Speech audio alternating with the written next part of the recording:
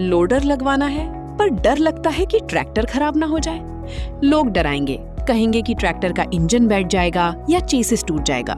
ये तब होता है जब आप लोकल लोडर चुनते हैं। महिंद्रा फ्रंट एंड लोडर को महिंद्रा ट्रैक्टरों की ताकत के लिए ही बनाया गया है। इसकी मजबूत बनावट और सटीक हाइड्रोलिक्स सुनिश्चित करते हैं कि आपके ट्रैक्टर पर बुरा असर ना पड़े। बिना किसी चिंता के भारी से भारी लोड उठाइए, आपका ट्रैक्टर मुस्कुराता रहेगा। महिंद्रा की लिफ्टेक्स लोडर की मजबूती देखने के लिए हमारी प्रोफाइल पर आएं।